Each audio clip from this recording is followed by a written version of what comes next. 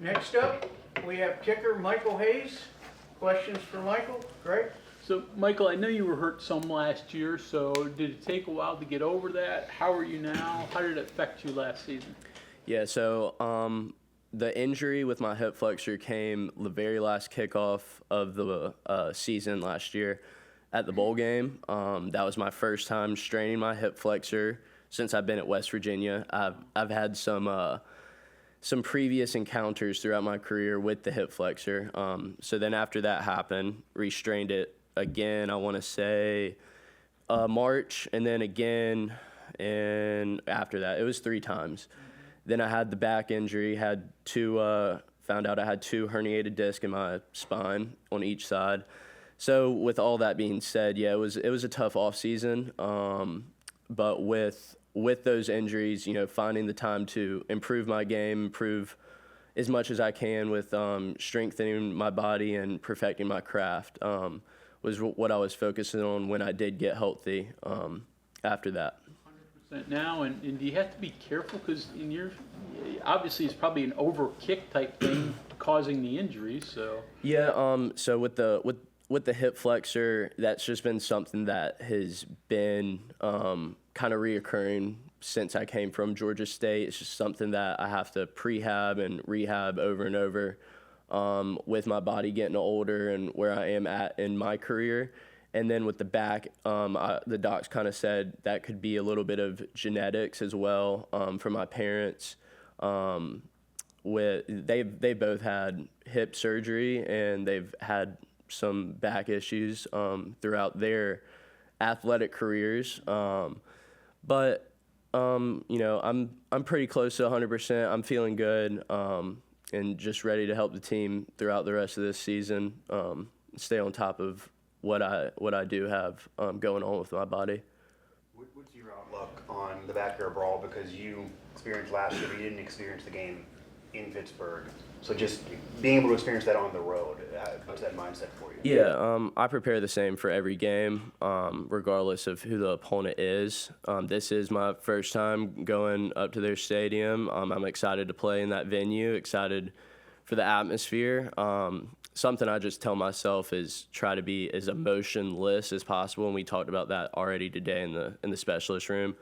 As a specialist, you don't want the highs to get too high or the lows to get too low, and you kind of, I hate to say it, but as a specialist, like personally, I like to kind of just ride a straight line throughout the game, like not let my emotions get the best of me. If something bad happens, kind of keep that same energy throughout until that game's over, and that's just kind of how I keep a level head throughout the game.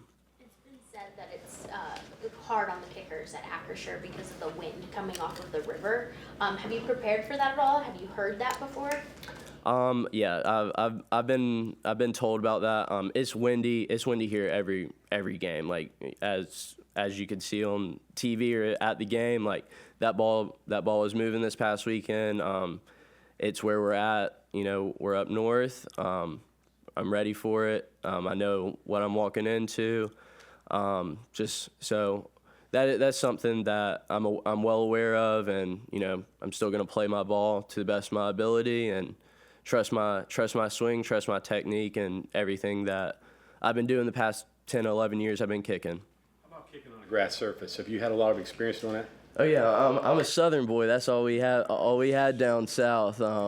Yeah, I never even played on turf until I got to college. Okay. In high school, our practice field even had it was pretty much dirt at some points of the season. So I have a lot of experience playing on grass or bad conditions, if you were to say. So that's not really something I'm too concerned about. I'll feel back at home. Different shoe though, right?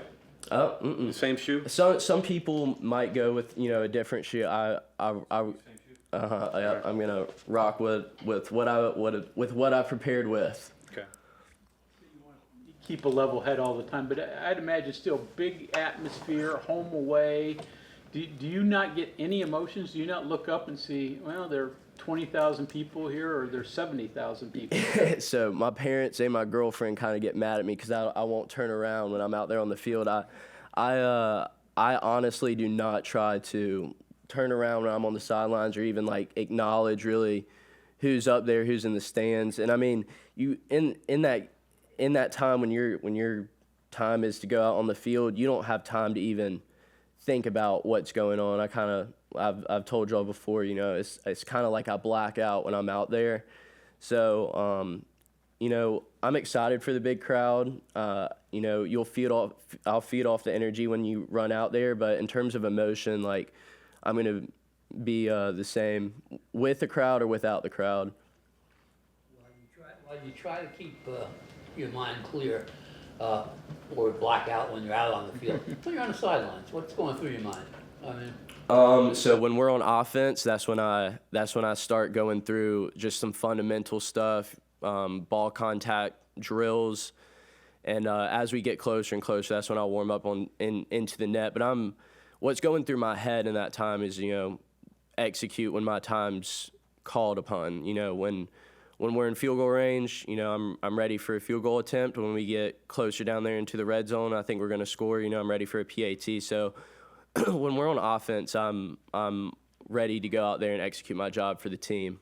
and on defense? Defense, that's where I just stay warm, stretch, you know, get some Gatorade, get some water, stay hydrated. And let me ask you a strange question that grows out of that. When you sleep and you're dream kicking winning field goals or missing them. I'm not a big dreamer, actually. I mean, I'm a deep sleeper. I sleep fine at night. It takes me three alarms to get out of bed in the morning. But in terms of dreaming, no, I really haven't ever had a nightmare, per se, or even a dream in terms of kicking a game-winning field goal. But, you know, if God wants to put one in my head tonight or this week, I would accept that. Coming from the South, I'm sure you're used to big rivalry games. With this one, is the energy in the locker room different?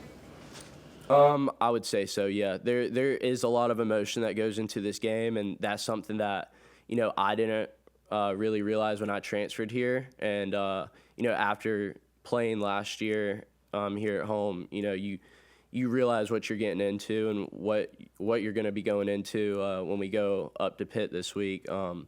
The energy is different. You can sense a different energy, but the same excitement's going to come out of us. The same effort is going to be the same game in, game out. You familiar with any of the kickers that won Pitt games, like Tyler Bittenkirk or Bill McKenzie? Those names ring a bell to you? No, they don't.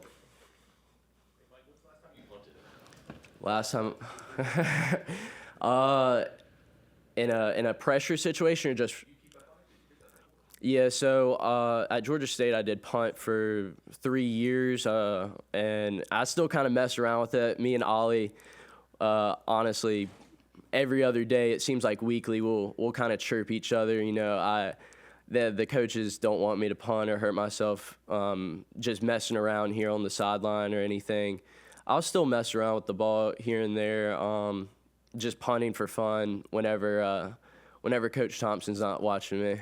Did you see what happened with Chris Boswell having to punt for the Steelers after all the field goals? You ready to go with that? Yeah, I still have that in my toolbox if needed. On kickoffs, you had a really healthy touchback percentage your last year at Georgia State, right? And last year, I guess it wasn't the injury because that was late in the year, you said. But is it different philosophy? Are there better returners here who bring more out that could be touchbacks? Like, what's the difference in those two numbers? Yeah, my job is to put the ball in the end zone, and I need to do a better job of that. You know, playing the wind, just trusting my abilities there. If the coaches make it very clear if the ball's not in the end zone to give our returners time to get down the field and have good hang time and good accuracy with where I put the ball on the field to give them a chance. And those guys have my back. I have their back when that ball doesn't go in the end zone. Isn't that a balance, though? If you're trying to bomb the ball and get it into the end zone, borderline drive, but you've got to be conscious of the hang time and the coverage. So, yeah, I mean, it seems like a balance you got to work on every kick. For sure, yeah. It's you want the best of both worlds in all three areas. You want good hang time, you want good distance, you want good accuracy, because if you miss one of those, it's going to screw up the return team. It's going to give the other team a better chance to advance that ball. So yeah, if you have good hang time, good distance, but you mislocate the ball, that's still going to give the other team an advantage. So yeah, you want the best of both worlds. Michael, after every successful PAT or field goal, you have a celebration with Austin Brinkman. What's the backstory behind that? Brink came up with that. He came up with that probably last second before the game last year. He was like, "Dude, we need a handshake," and I was like, "I'm not the guy for that. I'm not a handshake guy. I'm here to do my job. Like, I'll give you a high five, give you a fist bump." He's like, "No, we gotta come up with something." Wasn't really much thought behind it. He was just like, "Let's do this," and then we rolled with it, and we kept it this year. There's not too much meaning behind it. Have you had a tackle yet? Not this season. Not this season. Last year, I think I did get on one last year. Strut off the field after that? Say that again? Strut off the field after that? Yeah, and you need to do the Pat McAfee walk off the field. Just one more on the touchback stuff. Are they asking like put the ball on the 2, or is it like, hey, put it in the end zone, try to get your distance and your hang time and all that? I don't know. I'm curious. Yeah, so they want the ball in the end zone. If it doesn't get in the end zone, good hang time to give our returners time to get down there on the field. Okay, thank you very much. Thank you all.